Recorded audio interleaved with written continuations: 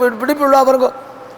அவள்லாம் அது மாதிரி தான் இருப்பாள். எந்த கட்சி ஜெயிக்கும் அப்படின்னு தெரிஞ்சுட்டு ஜெயிக்குங்கிற நிலைக்கு வர விட்டு அந்த கட்சியில் போய் ஒட்டிப்பாள். நான் உங்கள்கிட்ட நேரம் வரலைனாலும் ஆரம்ப காலத்துலேருந்து நான் தான் பாடுபட்டுருந்தேனாக்கும் எதையோ சொல்லி ஜெயம் நிச்சயம்னு தெரிஞ்சதுக்கப்புறம் அந்த பக்கம் போய் ஒட்டிப்பாளே.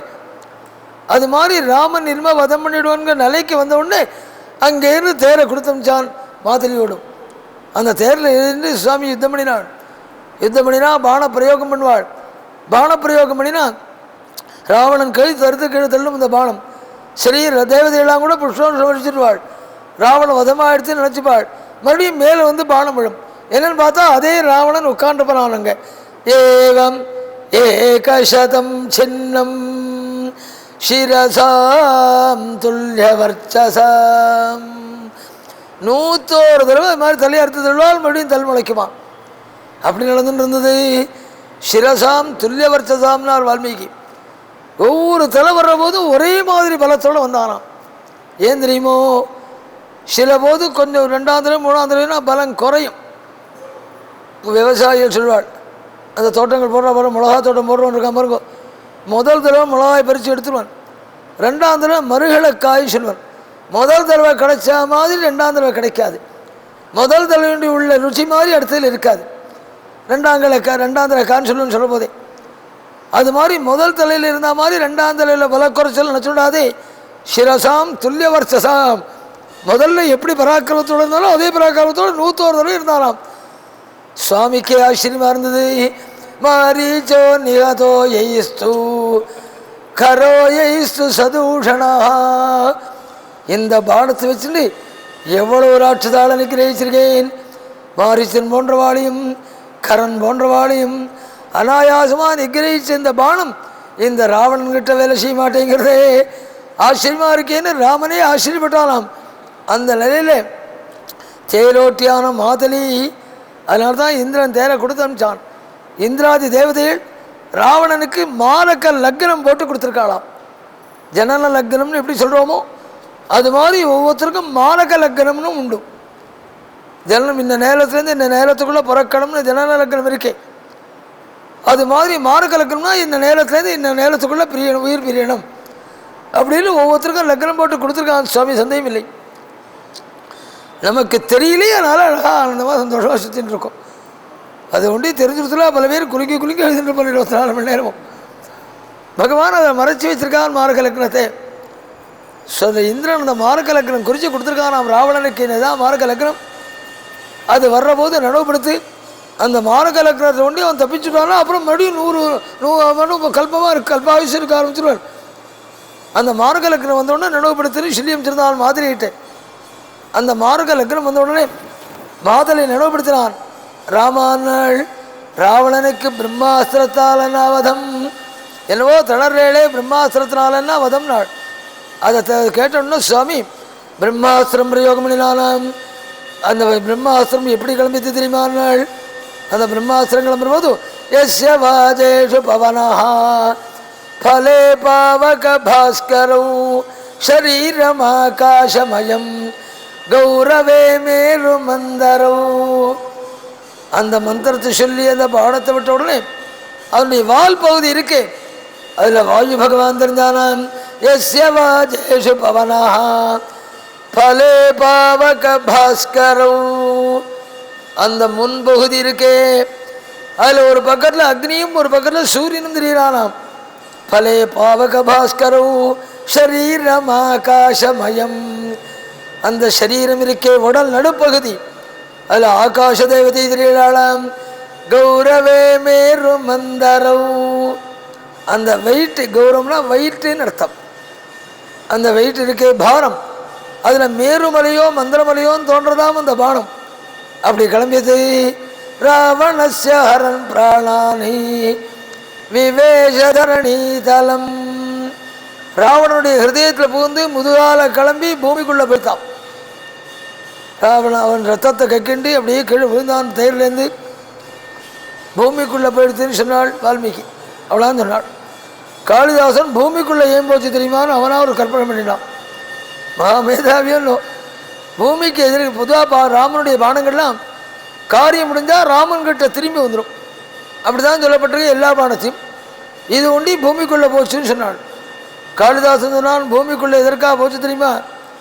பொதுவாக ஸ்ரீகள் இருக்கா பாருங்க, கல்யாணம் ஆச்சுன்னா பொண்ணை கல்யாணம் பண்ணி கொடுத்தா பொன் புக்காரத்தை சொய்க்குமா இருந்தால் தான் ஸ்ரீகள் இங்கே சொய்க்குமா இருப்பாள்.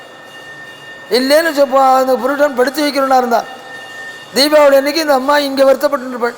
பொண்ணு என்ன தேய்ச்சிக்கிறாளோ இல்லையோ, என்ன பாடுபடுத்தி வைக்கிறாளோ மாப்பிள்ளை, பொன் சொய்க்குமா இருந்தால் தானே அவனுடைய அம்மா சொய்க்குமா இருப்பாள்.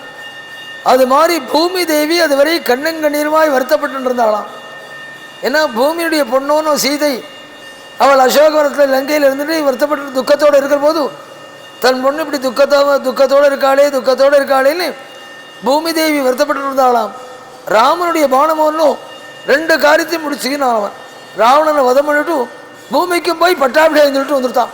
நான் ராவணை வதம் பண்ணிட்டேன், இன்னொரு 1/2 மணியில் பட்டாபிஷேகம், பட்டு புடவை, பட்டு வேஷ்டி, பருப்பு தேங்காய் எல்லா இடத்துலையும் வந்து சேருன்னு கல்யாணம் சொல்லிட்டு வந்துட்டான். ராவணசாரல் பிராணாலே விவேஷதரணி தலம். காளிதாசுடைய உத்ரேட்சை இது. விபீஷண விலாபம் சொல்லி சுவாமி விபீஷணை கொண்டு பட்டாபிஷேகங்களை மந்தோதரி விலாபம் எப்படி தாரா விலாபம் பிரசித்தியோ அது மாதிரி ராமாயணத்தில் மந்தோதரி விலாபம். தாரை வாலினுடைய பத்னியான தாரை அவள் எப்படி புலம்பின போது எல்லார் கண்ணிலையும் தினம் வந்து பாருங்க, அது மாதிரி மந்தோதரி விலாபம் சொல்லியிருக்கார் வால்மீகி. அவருடைய புலம்பலி எல்லாருடைய கண்ணிலையும் ஜலத்தை வரைக்கும் சொல்கிறதுக்கு நேரம் இல்லை. ஒரே ஒரு சோகம் வேணால் எடுத்துப்போம். பிதாதா நவராஜோ மே பர்த்தா மே ராட்சசேஸ்வரா புத்ரோ மே சக்கர நிர்ஜேதா இத்யேவம் கர்விதா பிருஷம். பெரியவாள்லாம் சொல்வாளே, அளவுக்கு மீறி அகம்பாப்பட்டா பகவான் தலையில் தட்டி நேர் எதிரடியாக கீழே இறக்கிடுவன்னு பெரியவாள்லாம் நிறையா சொல்வாளே, அது என் விஷயத்தில் சத்தியமாச்சுன்னாலாம். ஏன் தெரியுமான் நாள் நான் பிறந்தாத்தில் இருக்கிற போது பரம அகம்பாமாக இருந்தேன். ஏன் தெரியுமா? பிதாதானவராஜோமே, எங்கள் அப்பா மயன் தானவாளுக்கெல்லாம் ராஜா. தானவாள்னு அசுர வர்க்கத்தில் ஒரு குரூப்பு, அதுக்குள்ளேயே டிவிஷன்கள் உண்டு. அந்த தானவாளுக்கெல்லாம் ராஜா, ராஜ குடும்பத்தில் பிறந்திருக்கோம் அப்படின்னு அகம்பாவத்தோடு இருந்தேன். அந்த அகம்பாவம் கல்யாணம் ஆனோன்னு 10 மடங்காக விருத்தி ஆச்சு. ஏன் தெரியுமா? பர்த்தா மே ராட்சசேஸ்வரா, என் பர்த்தா உலகத்தையே கலங்க முடியா பண்ணுறவன் வீரன், அவனுக்கு நிகரான ஆசாமியே லோகத்தில் கிடையாதுன்னு 10 மடங்காச்சு அந்த அகம்பாவம். அதுக்கப்புறம் பிள்ளை பிறந்த உடனே அந்த அகம்பாவம் 100 மடங்காச்சு. ஏனால் சக்புத்ரோ மே சக்கர நிர்ஜேதா, என் பையன் பிறந்து அவன் இந்திரனை ஜெயிச்சு இந்திரஜித்துன்னு விருது வாங்கினவன். இந்திரஜித்துன்னு பேர் அல்ல, இந்திரஜித்துன்னு சொன்னாதான் பல பேருக்கு தெரியும். இந்திரஜித்து விருது, அவனுக்கு மேகநாதன் பேர். கதை சொல்கிறவாள் கூட சில போது பிறந்து போயிடாத பேர். இந்திரஜித்துன்னு சொன்னாதான் நினைவரும். அந்த அளவுக்கு விருது வாங்கினவன். பிள்ளை பிறந்தவொன்னு 100 மடங்காச்சு அந்த அகம்பாவம்.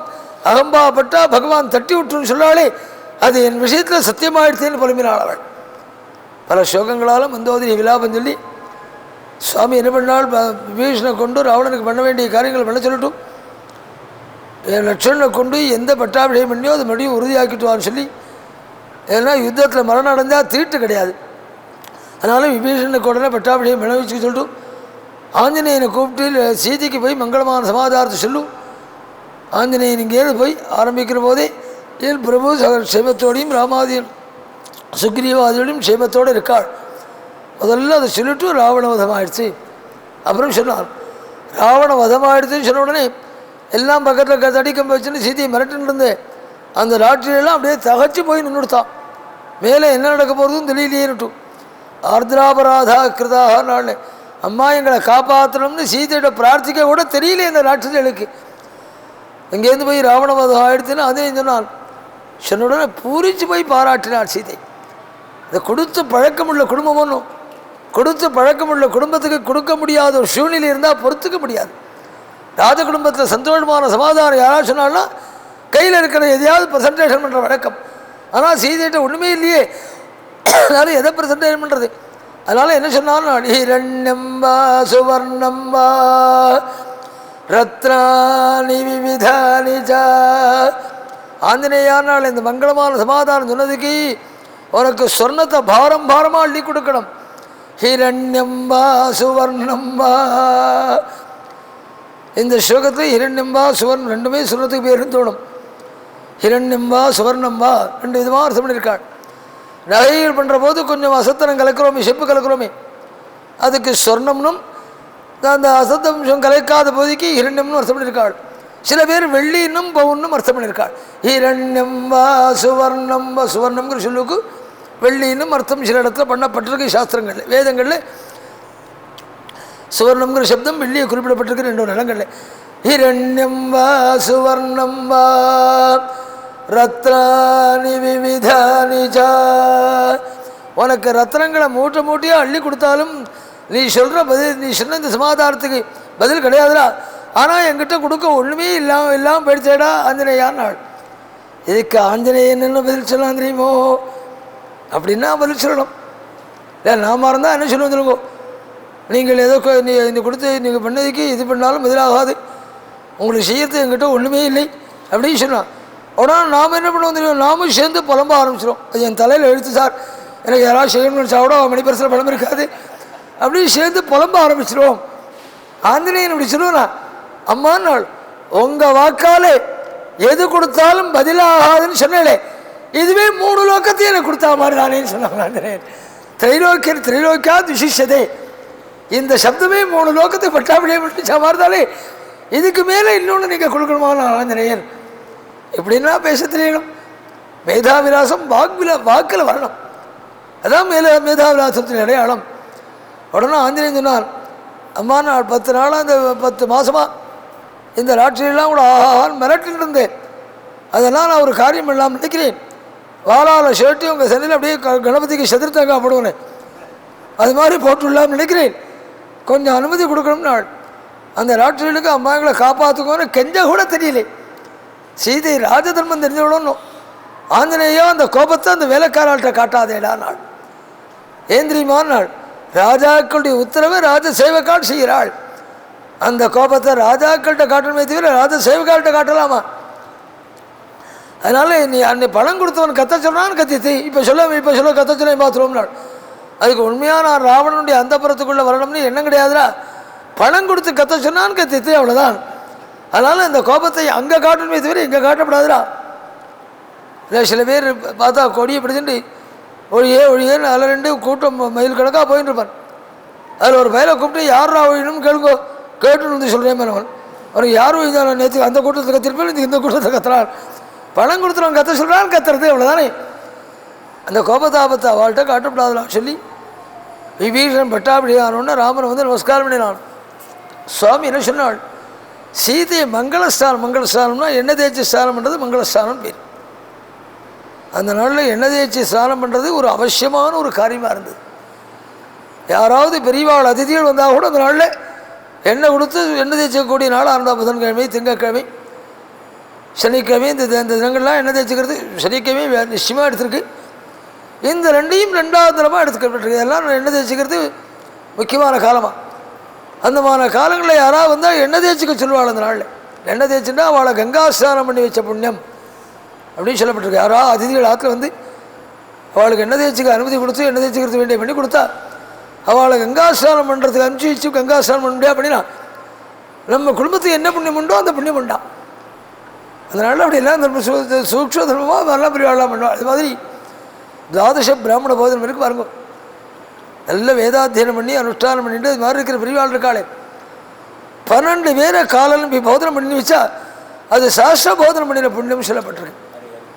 இதெல்லாம் பிரதிநிதியாக சொல்லப்பட்ட விஷயம். அது பண்ண முடியலன்னா அப்படி பண்ணலாம் அப்படின்னு சொல்ல பாருங்க. நல்லா அனுஷ்டானம் பண்ணுற பெரியவாளாக தான் பெரியவாள் கேரளாவில் பார்த்தா நிறையா உண்டு. துவாதச பிராமண போதனம் காலம்பி அழகாக பண்ணுவாள்வா.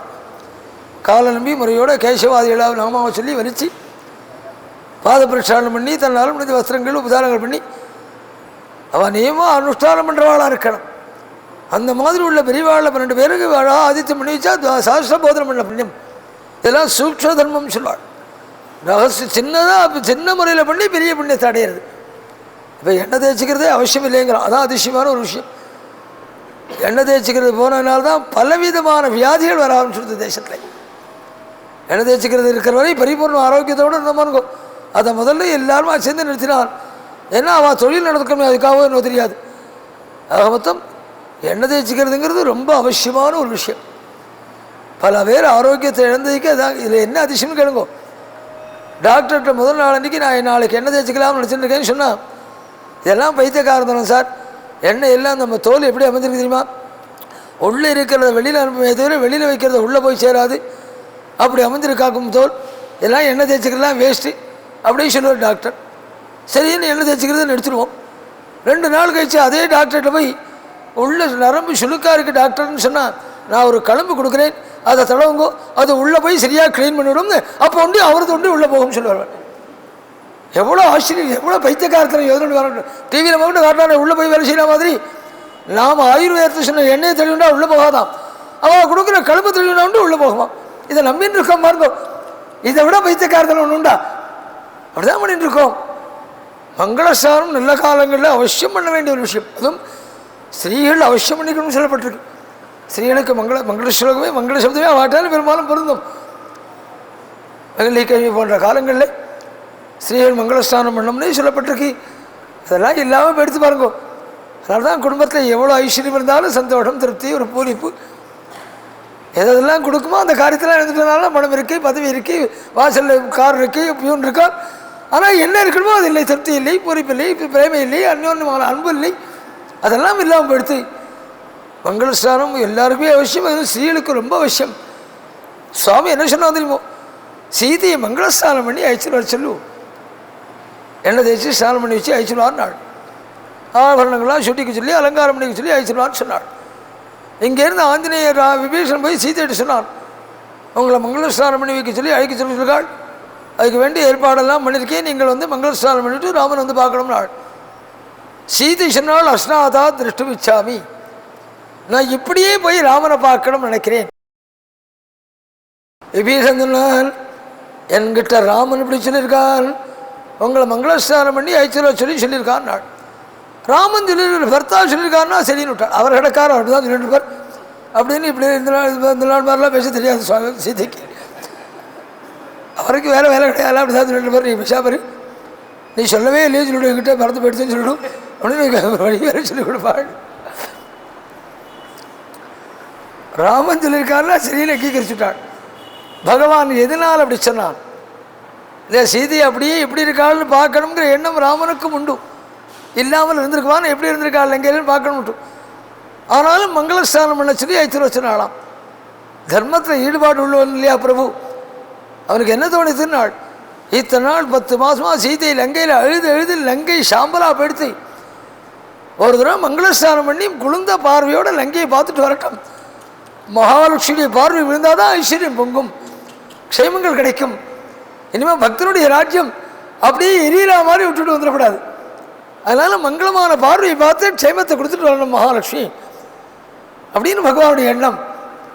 அதாவது தனக்கே அந்த மாதிரி பார்க்கணுங்கிற எண்ணம் இருந்த போதிலும் மங்களஸ்நானம் பண்ணி வச்சு நல்ல பார்வையாக ஒரு தடவை லங்கையை பார்த்துட்டு வர சொல்லும்.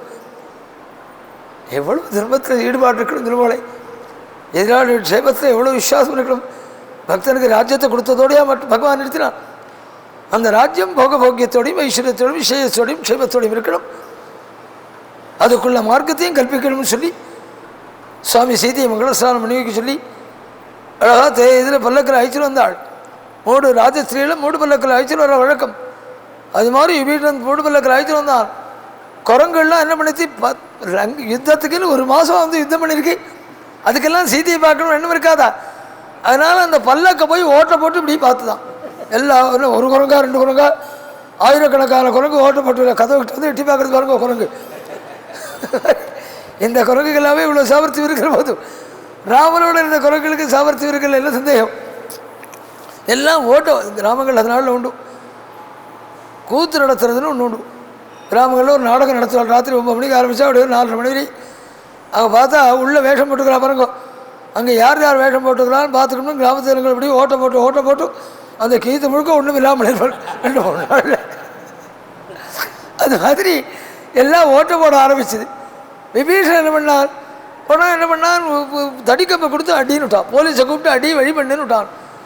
சுவாமியோடு நின்றுருக்கான். அடி தடி சத்தம் அவங்கள பண்ணுறது. சுவாமி கேட்டால் என்னவோ அடிதடி சத்தம் கேட்குறதுடா என்னன்னு. இல்லை சீதை வர்ற பல்லக்கை எல்லா குரங்குமா வழிமறிக்கிறது பார்க்கணும்னுட்டு அந்த வழி வேணுங்கிறனால போலீஸை விட்டு அடித்தடி கொடுத்து மார்க்கம் பண்ணி கொடுக்க சொன்னேன். சுவாமிக்கு தூக்கி ஆறி போட்டு, ஏண்டா ஆட்சி வந்து 1/2 மணி நேரம் ஆகலை, அதுக்குள்ளே போலீஸ் அடித்தடியா? ஜனோயம் சதனோமமானே பகவான். குரங்கள் மேலே வேற ஒவ்வொரு அடியும் என் மேலே வேற மாதிரி இருக்கிறான்னு சொன்னார். எனக்கா உயிரை கொடுக்க வந்த குரங்குகள், அந்த குரங்குகள் அடித்தா என்ன அடித்தானடா அப்படின்னா ஜனங்கள்கிட்ட பாசம் இருக்கணும். தனக்காக கைங்கரியம் என்றால்ட்டு அந்த மாதிரி பார்வையினா இருக்கணும். அது மேலே வேற ஒவ்வொரு அடியும் என் மேலே வேற மாதிரி இருக்கு. குரங்கள் எப்போ சீதையை பார்க்கணும்னு சொல்கிறதோன்னும் சீதையை நடத்தி அழிச்சுடுவான் சுவாமி. யுத்தத்துக்கு உயிரை கொடுக்க தயாராக வந்த குரங்குகள் அது சீதையை பார்த்தா என்னடா நஷ்டமாயிடும், சீதையை எப்போ பார்க்கணும்னு நினைக்கிறாளோ பல்லக்கிலேருந்து எனக்கு நடத்தி அழிச்சுடுவான்னு தன்னுடைய கைங்கரி வராட்ட அத்தனை காருண்யம் உள்ள பிரபு ராமன். அவனை ஆராதிச்சு பார்த்தான்னா தெரியும் அவனுடைய காருண்யத்தோட விஷயம். அந்த காருண்யத்தை ராமன்கிட்ட மட்டும்தான் பார்க்க முடியும். ராமன்கிட்ட மட்டும் இல்லை, ராமனுடைய ஒவ்வொரு அங்கத்துக்கும் அந்த மாதிரி காருண்யம் உண்டாம். ஜானகி பிரணயம் நாடகத்தில் தீட்சா சொன்னாள், ரே ரே தட்சிணஹஸ்த சாது சமயே பூர்வம் தமேவாக்ரணி யுத்தே மாம் புரதோ நிதாய சாசா கிம் பிருஷ்டதோ கம்யதே. ராவண வதத்தும் போது பகவான் அப்படி இழுத்து பானம் விடுறானாம். அப்போ பானம் விடுற போது இடதை வலதையை பார்த்து சொல்லித்தான். என்ன சொல்லித்தாள்? ரே ரே தட்சிணஹஸ்த சாது சமயே பூர்வம் தமேவாக்ரணி. இடதை வலதையை கூப்பிட்டு வலதையேன்னு கூப்பிட்டுதான். உன் குணம் எப்படி இருக்கு பத்தியா? நல்ல சமயங்கிற போது நீ முன்னாடி நின்றுக்கிறாய். யாராவது ஏதாவது பிரசன்டேஷன் கொடுத்தா நீ வாங்கிக்கிறாய், யாராவது பாதாம் அல்வா கொடுத்தா நீ வாங்கி வாயில் போட்டுக்கிறாய், சந்தனம் கொடுத்தா நீ வாங்கிக்கிறாய். நல்ல சமயங்கிற போது நீ முன்னாடி வராய். புறத்தியார வதம் பண்ணணும் யுத்தம்னு வர்ற போது என்னை முன்னாடி தள்ளிட்டு நீ கொஞ்சம் கொஞ்சமாக பின்னாடி போறையே அப்படின்னு தான் இடதை வலதையை பார்த்து கிம் சகசா கிம் பிரஷ்டதோ கொஞ்சம் கொஞ்சமாக கையை எடுக்கிற போது கொஞ்சம் கொஞ்சம் பார்த்தாலே வலதை பின்னாடி போகும். யுத்தம்னு வர்ற போது என்னை முன்னாடி தள்ளிட்டு நீ கொஞ்சம் கொஞ்சமாக பின்னாடி போறையே என்ன நியாயம்னு கேட்டுதான். அதுக்கு வலதை ஸ்ரீதாம் மைவம் ராமதயாநிதே ரகுபதே ஆகத்திய கர்ணாந்திகம். வலதை ஸ்ரீதாம் என்னை தப்பாக நினச்சிட்டியே, நான் அந்த மாதிரி எண்ணத்தில் பின்னாடி வரலை, நான் எங்கே வந்திருக்கேன் பார்த்தியான்னு தான். ஆகத்திய கர்ணாந்திகம் எழுத்து வர்ற போது வலதை காதுகிட்ட இருக்கும். நான் காதுகிட்ட வந்திருக்கேனே பார்த்தியா, எதற்காக தெரியுமா வந்திருக்கேன்? ராமன் கிட்ட ஒரு விஷயம் அப்ளிகேஷன் போடுறதுக்கு நான் வந்திருக்கேன். என்ன கிம் மத்திய ஏவேத்யசௌ, இவனை வதம் பண்ணி தான் ஆகணுமா, போனா போகிறதுன்னு ஏதாவது அங்கத்தை சேதிச்சு விட்டுடலாமான்னு கேட்கறதுக்கு நான் வந்திருக்கேன். என்னை தப்பாக நினைக்கிறியே என்ன? எது அதுக்கு தகுந்தபடி இழுத்து விடுற சக்தி வலதைகிட்ட இருக்கு. இடதை வில்ல பிடிச்சிட்டு இருந்தாலும் வதம் பண்ணணும்னா அதுக்கு தகுந்தபடி இழுத்து விடணும். ஏதோ ஒரு அங்கத்தை சேதிச்சா போகிறோம்னா அதுக்கு தகுந்தபடி இழுத்து விடணும். அந்த சக்தி வலதையிட்டான்னு இருக்கு. வதம் பண்ணி தான் ஆகணுமா, போனால் போகுதுன்னு மன்னிச்சு ஏதாவது அங்க சேதத்தோடு விட்டுலாமான்னு கேட்கறதுக்குன்னா நான் வந்திருக்கேன்னு தான் வருது. அதாவது ராமனை விட ராமனுடைய அங்கங்களுக்கு கருணை அதிகம். அதனால தானே காக்காசுரனை திருப்பி கொண்டு வந்து விட்டுடுத்து பிரம்மாஸ்திரம். அப்படி கருணாமூர்த்தி. அவன் கருணையை அனுபவித்து பார்த்தா தெரியும் அது எவ்வளோ மாதுரியம் விட்டு. சுவாமி சொன்னாள், எப்போ குரங்கள் பார்க்கறதுன்னு நினைக்கிறதோ நடத்தி ஆயிடுச்சுனாலும் சீதையை நடந்து வந்தாள். ராமனுக்கு எய்தா போல் வந்து நின்ன உடனே ராமன் பல பிரகாரமாக அது தூக்கி கொஞ்சம் அதிகமாகவே சொல்லிட்டான். ராமன் கொஞ்சம் சப்தங்களை ரெண்டனும் கேட்க முடியாது, பொறுத்து அப்படிதான் சொல்லியிருக்கான். சீதையினாள், நான் ராவண வதம் பண்ணது ஒன்று அடையிறதுக்கே நினச்சினேன்னா அந்த எண்ணத்தை மாற்றிக்கும். ஒன்று அடையிறதுக்காக நான் ராவண வதம் பண்ணலை. பின்ன ராவண வதம் எதுக்கு பண்ணேன் தெரியுமா? ராவனுடைய பத்தினியை ராவணன் தூக்கின்னு போயிட்டான், அவனால் கடப்படலை திரும்பி போயிட்டான்னு சொல்லப்படாது லோகம். என் வீரத்தை ஸ்தாபிக்கணுமே, அவனை அந்த காரியத்தை தடை பண்ணி அவனை ஜெயிக்கக்கூடிய பலம் உண்டுன்னு காண்பிக்கணுமே. என் வீரத்தை ஸ்தாபிக்கிறதா நடத்தின காரியமே தவிர ராவணவதம் ஒன்று அடையிறதுக்காக அல்ல. 10 மாதம் லங்கையில் இருந்து வள்ளி. அதனால் விபீஷன் இருக்கான், சுக்ரீவன் இருக்கான், நீ ஒன்று இஷ்டப்படி சஞ்சாரம் பண்ணலாம். கொஞ்சம் அதிகப்படியாகவே சொல்லிட்டான் ராமன். ராமன் சீதையை பார்த்து இப்படி சொல்லுவானா? ஆனால் அப்படி சொல்லியிருக்கான் ராமாயணத்தில். என்ன சொன்னான் தெரியுமோ? பகவான் பிரபு ராமன் ராஜ சக்கரவர்த்தி. ராஜாக்களுடைய குணம் எப்படி தெரியுமோ? தாரையேயும் சுதேசுபின்னு தன் பிள்ளையே தப்பு பண்ணினாலும் தண்டிக்கணும். தன்னை சேர்ந்தவாள் யார் தப்பு பண்ணினாலும் தண்டிப்பாள். தான் ராஜாக்களுடைய குணம். எதற்கு அப்படி சொன்னால் தெரியுமோ? இவள் தண்டகாரண்யத்தில் இருக்கிற போதும் லட்சண பேசினாலும் என்னை பத்திரியா பண்ணிக்க வந்திரிக்காக்கும் மருந்து தயார் பண்ணியிருக்கார். அப்படிலாம் பேசினாலும் அவனுடைய மனசு எப்படி தப்பிக்கும் அப்படின்னு தெரிஞ்சுக்கோங்கிறதாவே சுவாமி கொஞ்சம் அதிகமாகவே பேசினாள். சீதைக்கு மார்க்கம் இல்லாத போதும் லட்சுமணனை கூப்பிட்டு அக்னியை மூட்டுன்னு விட்டாள். அக்னியில் இறங்குற போதும் நாம் தெரிஞ்சிக்க வேண்டிய தர்மங்களை சொன்னதான் ராமாயணம். இறங்க இவ்வளோ தூரம் வந்து கடைசியில் அது மாதிரி ஒரு நிலை வந்து வச்சுக்கோ. அக்னியில் இறங்கக்கூடிய ஒரு நிலை வந்தால் யாராக இருந்தாலும் தெய்வத்தையும் தர்மத்தையும் நிந்திட்டு தான் இறங்குவாள்.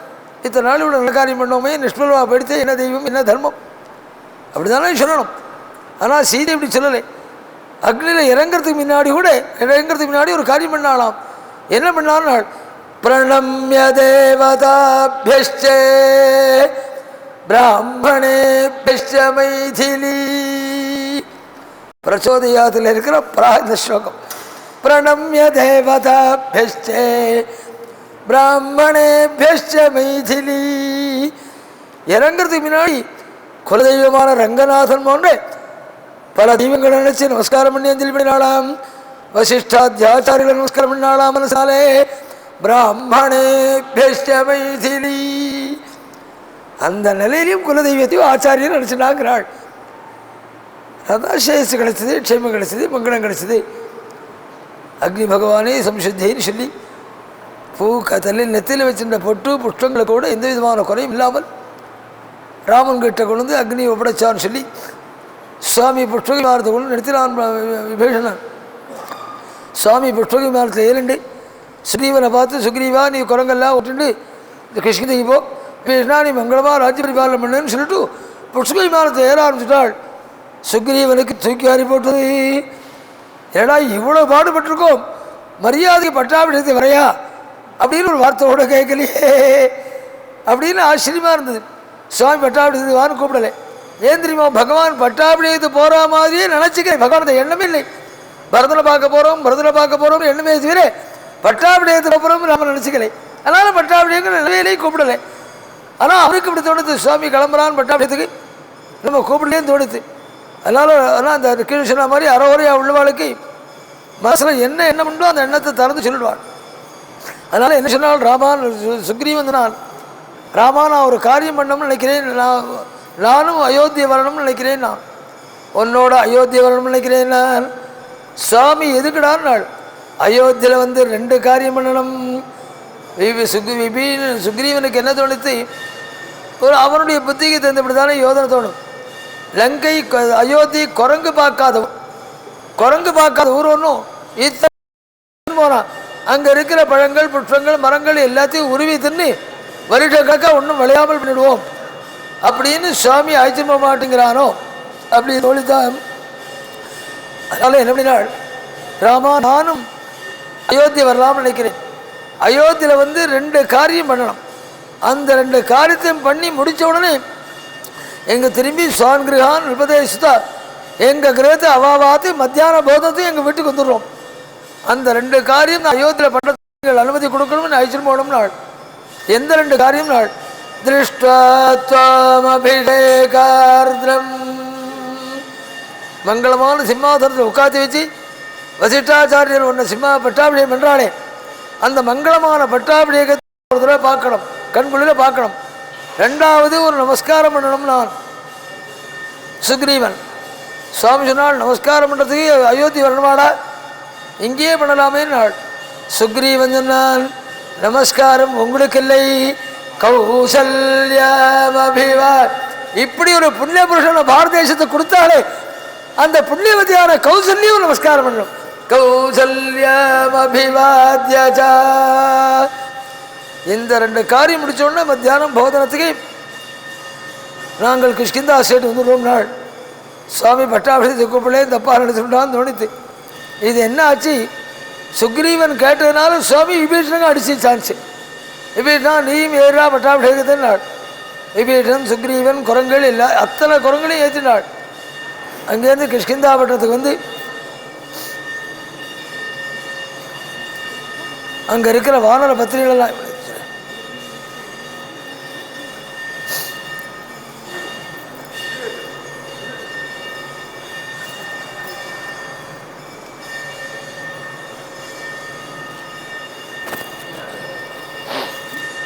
வானர பத்திரிகளெல்லாம் அழைச்சிட்டு சுவாமி பரத்வாஜருடைய ஆஸ்வத்துக்கு வந்து சேர்ந்தாள். பரத்வாஜர் மரியாதைக்கு நமஸ்காரம் பண்ணிட்டு போகணுங்கிற எண்ணத்தில் சுவாமி இறங்கினார். பரத்வாஜர் சொன்னால் ராமா இங்கே ஆதித்யம் போதனம் பண்ணிட்டு தான் போகணும்னு விட்டான். அங்கே பரதாதிகள் காத்துருப்பாளினால் மங்களமான சமாதாரத்தை அனுப்பிச்சுட்டு போகிறோம், நிதானமாக வைக்கலாமே, சமாதாரம் போயிடுதுன்னா போகிறோமே, ராமன் வந்துன்னு இருக்கான்னுட்டு சமாதாரத்தை அனுப்பிச்சிடும், இங்கே போதனம் பண்ணி தான் போகணும். ஒன்று. ரெண்டாவது, சாஸ்திரங்கள்லேயே இப்படி சொல்லப்பட்டிருக்கு, 12 நாள் ஒருத்தர் அக்னிஹோத்திரம் பண்ணியிருந்தாள்னா அவள் வீட்டில் போய் நான் சாப்பிட வரேன்னு கேட்டுன்னு போய் சாப்பிடி, அதுவே சகல பாபத்துக்கும் பிராயசித்தம் சொல்லப்பட்டிருக்கு. யாச்சையே ஸ்ரோத்ரியஸ்யான்னம், ஒரு வேளை அன்னம் போடுற அளவுக்கு ஒரு வசதி இல்லைன்னா ததபாவே ஜலம் விவேது, அந்த பெரியவாள் கையால் ஒரு தீர்த்தவா வாங்கி சாப்பிட்டுடுவா, சகல பாபத்துடைய பரிகாரம் சொல்லப்பட்டிருக்கு. 12 நாள் ஒருத்தர் அக்னிஹோத்திரம் பண்ணியிருந்தா போடும், அவன் கிரகத்தில் போய் கேட்டு சாப்பிடணும்னு சொல்லப்பட்டிருக்கு. பரத்வாஜர் ஜென்மா முழுக்க அக்னிஹோத்திரம் பண்ணிட்டு இருக்கிற புண்ணிய புருஷர், அவர் சொல்கிற போது பகவான் தட்ட முடியுமா? அதனால் பகவான் அதை அங்கீகரித்து அங்கே தங்கினான். ஆஞ்சநேயன் மூலமாக சமாதானம் அனுப்பேன். ஆஞ்சநேயன் அங்கேருந்து பரதனை போய் பார்த்தாளாம். பரதனை பார்த்துட்டு பார்த்த உடனே என்ன நினச்சான்னாள், மகான்கள்லாம் தர்மம் தர்மம் தர்மங்கிறாளே, அந்த தர்மம் உருவத்தோடு வந்தால் இப்படி தான் இருக்கும்னு நினச்சாளாம். தன் தர்மமிவ தர்மஜம் தேகவந்தமிவாபரம், அந்த தர்மம் உருவத்தோடு வந்தால் பரதன் மாதிரி இருக்கும்னு தோணத்தோடு தான். அங்கே வசந்தம் தண்டகாரண்யே வசிச்சுண்டு தண்டகையில் க்ஷேமத்தோடு இருக்கிற ராமன் ஒரு க்ஷேம விசாரிக்க சொன்னாள். சொன்ன உடனே ஓடி வந்து பரதன் கட்டிண்டு பகூனி நாம வருஷாணி நான், எத்தனையோ ஆயிரக்கணக்கான வருடம் ஆயிட்டா மாதிரி தோன்றதே ராமன் சரித்திரம் கேட்டு. கரெக்டாக 15வது வருஷம் முதல் நாள் அன்னைக்கு இப்படி வந்திருக்கான் ராமன், ஒன்றும் நாள் கூடத்தில். ஆனால் பகூனி நாம வருஷாணி கதஸ்ய சுமஹத்வனம்,